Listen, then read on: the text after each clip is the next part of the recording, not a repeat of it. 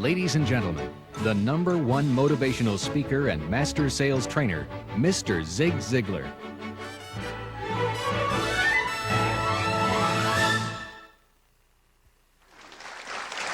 Thank you very much. Thank you. I was coming in on a plane the other day, which is generally the way I fly. And I was seated next to an old boy. Couldn't help but notice he had his wedding band on the index finger of his left hand. Now, to say the least, that's a little unusual, and so I just commented on it. I said, "Friend, I can't help but notice you got your wedding band on the wrong finger." And he said, "Yeah, I married the wrong woman."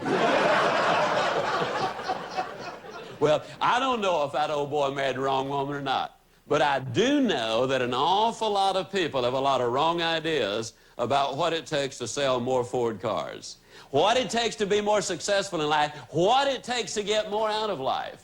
See, I don't think life is easy. Whether you're the newest salesperson Ford's got, or whether you've been with Ford 40 years or 50 years as a salesperson, I want to say to you that it's not going to get any easier. It'll get to be more fun. You'll become more professional at it. You'll do a lot of things. But life itself is tough.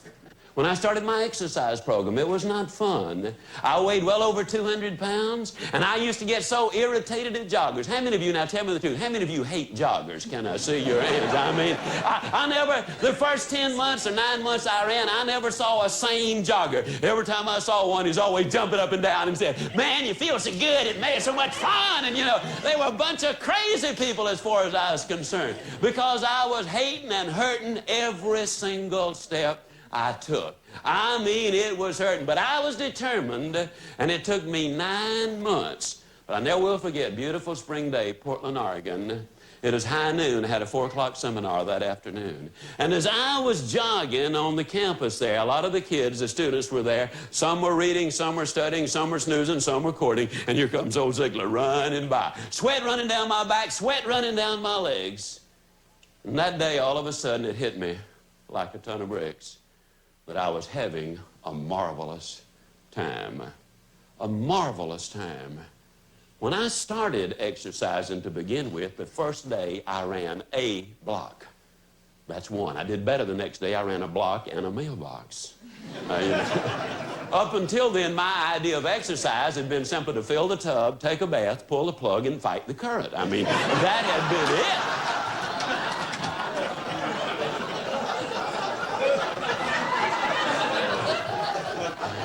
I used to get out of breath running downstairs, if you know what I mean. The only thing I ever exercised until then was caution, and I did it carefully. And, you know, that first day and the second and third, I hated every step. But then that beautiful breakthrough came in that city of Portland, Oregon that day. And since then, nearly 13 years, I have literally loved to jog.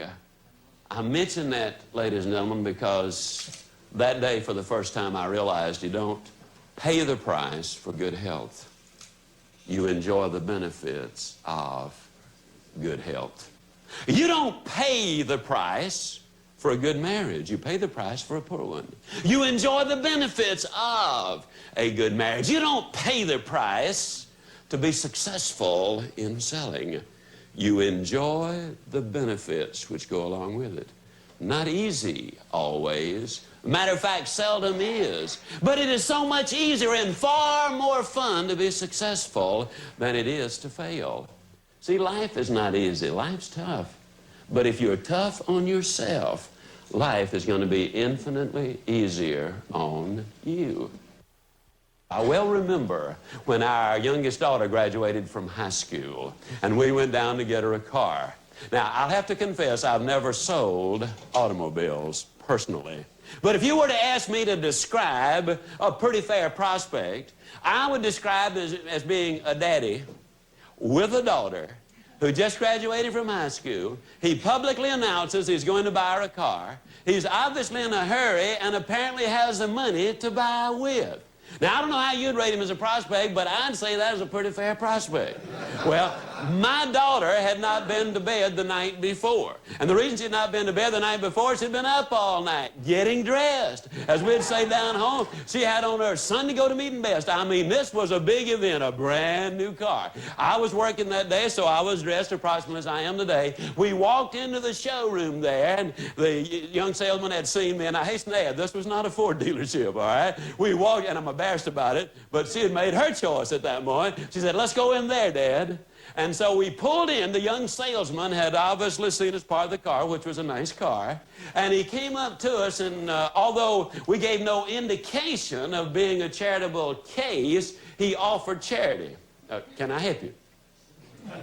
Well, we decided to turn the charity offer down because I was in a hurry. And as near as I can remember, here's exactly what I said. I said, yes, my daughter just graduated from high school, and we're going to get her a new car as a graduation present. He looked at me and looked at her and said, well, if you see anything you like, let me know. And he turned around and walked away.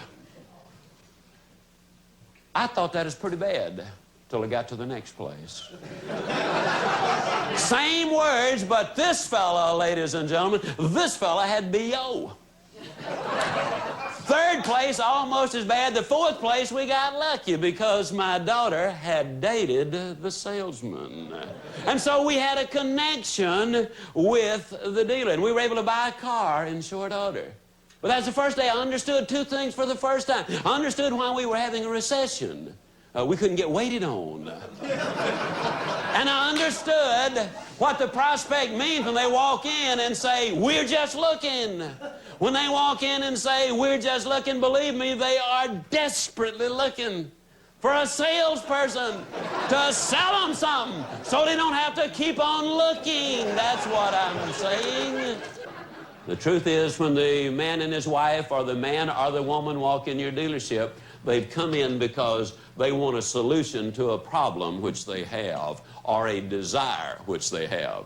Now, with Ford, if we can recognize basically that we need to solve their problem and that as individuals that we can get everything in life we want, if we'll just help them get what they want, which is a beautiful solution to a transportation problem or a transportation desire, then as salespeople, we get the profit we wish because we have helped them get the answer to the problem they had or the desire they had.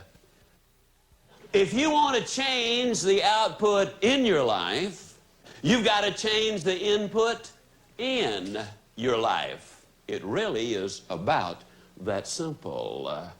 You see, you can not only hear something 10,000 times, you can memorize things verbatim and not have any idea what they mean, the significance of it. You can even see something, not just 10,000 times. You can actually look at something 50,000 times and still not really see what's there. Now, that's a pretty strong statement. I don't like to make statements unless I make every effort to document them, to verify them, to prove them. So let's see if we can do that. How many of you folks wear a wristwatch? Can I see your hands? Okay, now, don't look at them. Let me repeat that. Don't look at your wristwatch. According to the experts, the average American looks at his wristwatch 300 times a day. Now, I didn't believe that either when I first learned it. And then about 2 years ago, I broke the band on my wristwatch. And I can tell you that it was 2 days before I could get to the jeweler, and that wristwatch was in my pocket. And guess what I did for the next 2 days? About 4,000 times, I was there looking at my watch. I was absolutely astonished at the amazing number of times I was looking at it. Take my word for it, folks. You absolutely will look at that wristwatch at least 300 times a day. Now, that means if you've had your wristwatch a year, you've looked at it at least 10,000 times. How many of you have had your wristwatch at least a year? Can I see your hands? How many of you are already getting a little nervous that I'm fixing to ask you something you don't know about it? Can I say? Okay. How many of you have had your wristwatch 50,000 times? I mean, had your wristwatch 5 years, I'm sorry. Now, if you've had it 5 years, that means you've looked at it 50,000 times. Now, theoretically, there's no way I can ask you a question about the face of that watch that you can't answer. I'm going to ask you 3 questions. Now, don't dare look at it until I've asked all 3 of them. Don't answer out loud, and don't be a smart aleck and turn to your next door neighbor and tell them what the answer is. You're going to get your chance in just a moment, all right? Question number 1 is, answer to yourself now, does your watch have regular numerals or Roman numerals? How many of you are already in trouble? Okay. Question number 2, does it have numerals at all? Or are they dots, slashes, blanks, emblems, you name it? Now, question number 3 is really tough. Matter of fact, it's actually unfair because it has 4 parts and they're not multiple choice either, all right? Question number 1, what's at the 12 o'clock slot? What's at the 3 o'clock slot? What's at the 6 o'clock slot? And what's at the 9 o'clock slot? Now that you've answered those questions to yourself, I want you to carefully, as a matter of fact, I want you to very carefully look at your watch.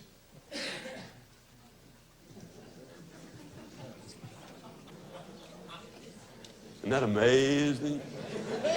Now, how many of you folks who've had your wristwatch at least a year missed at least one of the questions? Can I see your hands, all right? How many of you folks who've had your wristwatch 5 years missed at least one of the questions? Can I see your hand? How many of you remember just a minute ago when I said to you, now I want you to carefully, as a matter of fact, I want you to very carefully look at your watch. How many of you remember me saying that to you just a few seconds ago? Okay. What time is it?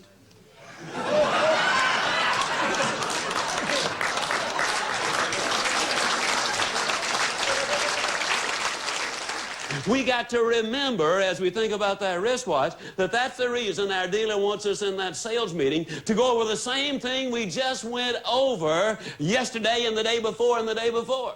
You see, ladies and gentlemen, I firmly believe that if you can look at your wristwatch 50,000 times and still not know what is there, there is a definite possibility that the new Tourist or the new Aerostar might have some more features about it that you do not quite understand, some more techniques, some more technology, and in order to communicate to that customer what we've really got, then what we've got to do is get the facts with the right attitude to communicate to the prospect.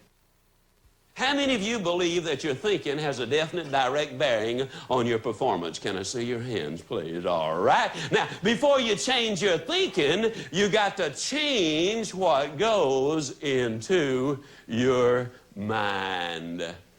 We all want exactly the same thing. Whether you lived in the northwestern coast corner of Washington or the southeastern coast of Florida, anywhere in between, we all want basically the same thing. Everybody I've ever talked to wants to have good health. You know anybody who does not appreciate good health? I believe every one of you would accept a raise or a bonus if it were offered. Is anybody here who would not accept a raise or a bonus if it were offered? If the boss put one up, you would accept it, wouldn't you? All right? Occasionally I'll have somebody say, well, I don't really want to make a lot of money, but I have discovered years ago that a man or a woman who'd say a thing like that would lie about other things too. And don't misunderstand, money's not everything. I mean, you know, there's stocks and bonds and real estate. There are other things. But everybody at least wants a good standard of living with some few surpluses to go along with it. Third thing everybody wants to be is happy. Everybody wants to have friends. Everybody wants to be secure. And everybody wants to have peace of mind. Those are 6 universals. Everybody wants those 6 things. So as salespeople, let me ask you a question. How many of them have you got? And you need to ask yourself that question, you see, because you need to find out what you've got and compare it with what you want. Because you see, if what you've got is short of what you want, then we need to explore how we got what we got. And what you're going to discover is you've got what you got based on your performance. So obviously, if you keep on doing what you've been doing, you're going to keep on getting what you've been getting. Last November the 26th, my redhead and I, my wife is a decided redhead, meaning simply one day that she just decided, you know. The redhead and I were at our favorite ice cream parlor one night about a year ago. And we were sitting there having our ice cream, and in walked this young fellow and his girlfriend. Now, I surmise he's 23, 24, 25 years old. And when he walked in, I kind of nudged the redhead a little bit. I said, "Look at there, sweetheart." She said, "I see him." I said, "I wonder what happened." She said, "What do you mean?" I said, "Look, he's hurt. He's been in an accident." "Oh, honey," she said, "he hadn't been in an accident. He's been to the beauty shop or the barber shop." I said, "That wasn't an accident?" She said, "No, honey, he's a punk rocker." In my lifetime, I've never seen a human being as badly mutilated from the ears up as this guy was. Now, the beautiful thing about America is, you see, he can choose to be that way. He can choose to look that way if he wants to. But he made another choice when he made that one. He chose to eliminate 98% of all employment opportunities. Your dealer wouldn't hire him. We certainly wouldn't hire him at our company. Why, we'd have to spend half our time just explaining the fella. I mean, now, what's all of this got to do with selling more Fords this year? It has everything to do. Because you see, the way you show up dressed physically and mentally is a choice you made, but you also chose directly when you made that choice as to how many new Fords you're going to be selling. It's all part of the package. Now, we can choose to greet that walk-in prospect enthusiastically, or we can choose to judge them and say, "Oh, he's just looking. Bum, you can tell the way he walks in. He's not." Or you can choose to put him on trial, sentence him, convict him of being a buyer, and greet him enthusiastically and let him leave the proud owner of the new Ford. Yes, you can. I hope it's the latter because, you see, I've been a customer of Ford for nearly 30 years. I went to the wayside for one automobile, but I happen to believe in what you sell.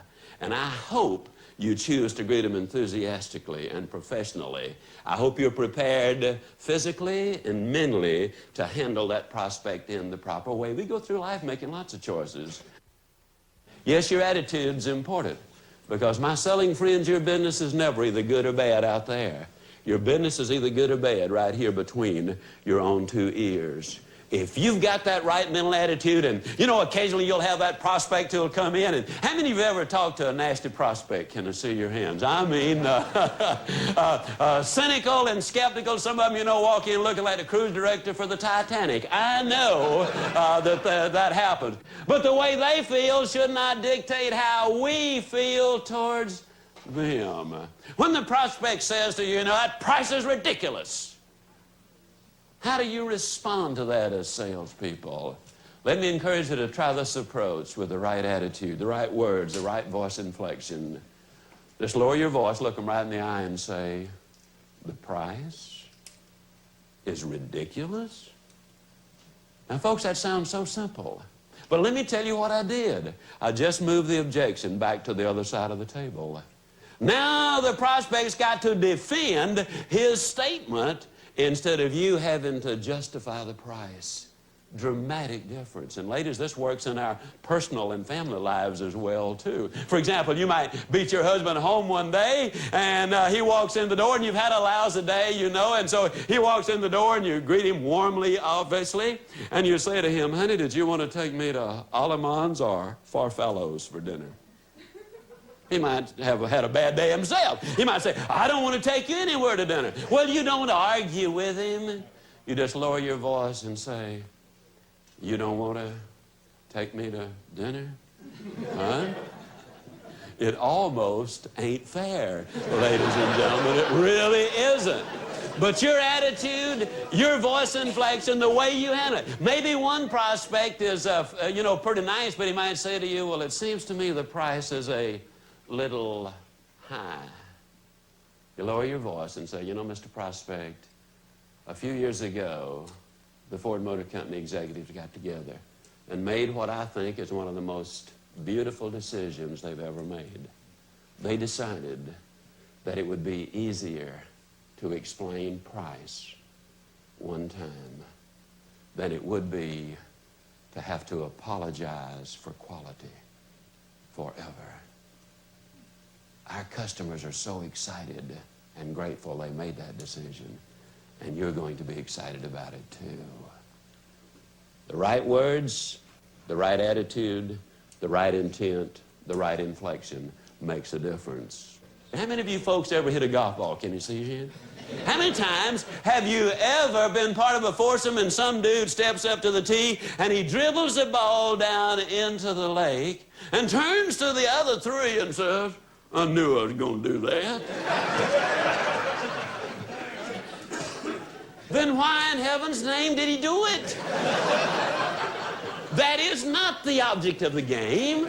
That does not improve his score. Why in the world did not he back away from it and say reprogram and then step up down the middle and bust that dude right where he wants it? You see, we need to concentrate on asking for what we do want instead of what we don't want. The truth of the matter is a lot of people, I know salespeople have been on occasion guilty of this. Matter of fact, all people are guilty of this. You know, you're up kind of late at night, you got to get up early the next morning, and the last thing you do is you look at your watch as you lay down, you say, boy, bet I'm going to be tired tomorrow. We are asking for what we do not want. And then we're absolutely astonished when we end up getting it. You see, the truth of the matter is, our attitude is what's going to make the dramatic difference in everything that we do. And if we want to change our attitude, then, ladies and gentlemen, we've got to deliberately change the input into our mind. Now, just as a matter of curiosity, how many of you know how to train fleas? Can I see your hands? And boy, it looks like I got here just in time. Anyhow, you train fleas by putting them in a jar. And fleas will jump up and hit the top like so. And you watch them, they'll jump a number of times, and then all of a sudden you will notice that even though they continue to jump, all of a sudden they will not be hitting the top. And then, as a matter of fact, you can take the top off, and they will continue to jump, but now they cannot jump out, and that's the literal truth. And the reason they cannot jump out is because they have conditioned themselves just to jump so high. And once they've conditioned themselves to jump just so high, that's all there is. There ain't no more. Man's pretty much the same way. He starts out in life to climb the mountain, to write the book, to break the record. He starts out in life to be Ford's #1 salesperson or the dealership's #1 salesperson, but along the way he tubs his toe, he bumps his head, and he becomes what we call a SNIOP. Now that's spelled S-N-I-O-P, and that's a person who is susceptible to the negative influence of other people. The most outstanding example of a flea trainer is a man named Roger Bannister. For years, athletes had tried to run the 4-minute mile. Nobody could until Roger Bannister came along. Now, the reason the other athletes could not do it is because they had been SNIOPed. The coach had said, a 4-minute mile? Man, there's no way you can do it. It's impossible. The doctor said, a 4-minute mile? Why, your heart will come right out of your body. You absolutely cannot do it. And they were SNIOPed right out of it. But Roger Bannister, with careful planning, extremely good conditioning, taking all the professional approaches, but with that positive mental attitude, broke the barrier. Now, when Roger Bannister broke the barrier, then what happened was very, very simple. Athletes the world over started breaking the barrier. Since then, there have been over 500 races run in less than 4 minutes. One man alone has run over 100 4-minute or sub-4-minute miles. We've seen it happen. One man, 37 years old, did it. Now, what is a flea trainer? A flea trainer is an individual who simply jumps out of a jar. He's not influenced by the negatives around him because he plants the positives within himself every day on a regular basis. He's there on time, enthusiastic for the sales meeting. He listens to Ford's carefully devised training program so he gets the right technical input, the right communication skills, and he works and studies on his own so he can jump out of the jar. Flea trainers are driven from within. Flea trainers understand that you can get everything in life you want if you'll just help enough other people get what they want. When I was a small boy down in Yazoo City, Mississippi, we lived next door to some rich folks. I know they were rich for two basic reasons. Number one, they had a cook. Number two, the cook had something to cook. I was over there for lunch one day, as I tried to be most every day. And the cook brought the biscuits out, and no exaggeration, those biscuits were not as thick as my wristwatch.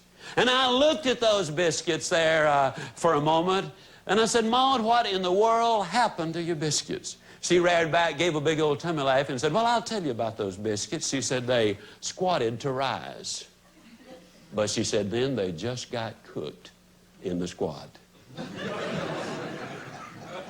You know anybody gets cooked in the squat? You know anybody who's a half a mind to do something or gonna do something? Well, you see, the truth of the matter is the half-a-minders and the gonna-doers end up being the never-doers. You've had your friends and all say many different things on many different occasions. How many times have we heard somebody say, well, you know, as soon as the kids get out of school, we won't have as much pressure at home, and then I'll be able to concentrate more on selling more Fords. But the kids get out of school, you know what they say then? Well, you know, I didn't realize how troublesome it was to have them underfoot all day, and now I got to take them somewhere all the time. I mean, it just really is bad. I'll be glad when school starts again. Then I'll really get mixed up in this campaign. Man, I'll sell more than anybody. And September comes, you know, the kids are back in school. And then you know what they say? Well, this is, you know, the kids are back in school. And finally, dear old Central High, after 23 losing years, has got a winning football team. And we got to go to the rallies. We got to go to the game. I mean, you got to support the kids, man. Wait till after the football season is over. And then, man, we'll really get behind it. The football season ends. And then you know what they say? Well, here it is, Thanksgiving and Christmas and New Year's, and you know, people are not really responsive to buying that new Ford during this time of the year. Wait till after the first of the year, man, and then you watch me. I'll really get out there. I'll knock them dead, boy. I'll lead the parade. You can just absolutely count on it. And then as soon as the holiday's over, you know what they say? The weather. Have you ever seen anything like this? In my lifetime, I have never seen a January like this in San Diego or Miami or Portland or Boston or Chicago. It's weird. You don't know from one day to the next what's that. Man, wait till this weather settles down, and then you watch me, boy. I'll get out there and I'll lead the parade. Oh, and I know what you're thinking. Just let me tell you, I know what you're thinking. You're thinking, well, I've lost my enthusiasm. I've lost my drive. I've given up on winning the contest. Well, that's simply not the way I operate. Let me tell you the way I do. See, what I do is I get all of my ducks lined up. I mean, I carefully plan my strategy. I put it all together. And then when that magic moment arrives, you see, that's when I really get out there and I'll knock them dead. But I mean, the weather, it just isn't the right time right now. But when that weather gets right, you watch me, man, I'll tear them up. And finally the weather begins to subside, and they say, well, you know, now it's Easter. And you know me, I'm a family man, and Easter time is a family time. And you said it yourself, your family is the most important thing, and if you can't spend some time with your family, I mean, there's no point in doing all of these things. Wait till after the holiday season is over for Easter and spring break is over, and you watch me, man, I'll get out there, and I'll still lead the parade on this contest. You just watch me go. But right now is just not the time. And then when that's over, you know what they say? Boy, at long last, we've got some decent weather. I haven't hit a golf ball and I don't know when. I haven't wet a hook and I can't tell you the day. And you said it yourself, you can't work all the time. I mean, a man's got to have some rest and relaxation. That's what the life is all about. Wait till after I've hit me a few golf balls, and then, man, I'll get out there and you watch me. I'll lead the force. I'll knock them dead. They relax a while, and then you know what to say? It's almost time for the kids to get out of school. And that's where we came in, isn't it? You see, the folks who wait on the new governor to be elected, the new president to go in, the folks who wait for the new advertising program to get started or the new cars to come out, the people who wait on the rate of interest to drop or inflation to slow, the people who wait on things to change out there before they make that internal decision to do something now with what they've got are invariably going to end up getting cooked in the squat. When you change the input in your life, when you get really wrapped up as a team player, understanding that when salesman and dealer and Ford Motor work together as a team, producing a magnificent product which is unarguably, dramatically better than ever before in history, beautifully styled and designed, right up to the standards that anybody would expect. When you get sold on and wrapped up in the opportunity which is yours, the privilege of selling a quality product, the opportunity to grow and go financially and mentally, then, ladies and gentlemen, I'm here to tell you that you can do some amazing things with your life. Buy these ideas, follow through, take these procedures to heart, put them to work, understanding I haven't said it's easy, but it's so much more fun to be successful than otherwise. If you'll do the things we've talked about, I can close as I always close by saying, do them now, and I'll definitely see you. And yes, I do mean you at the top. Thank you. Thank you. Thank you very much.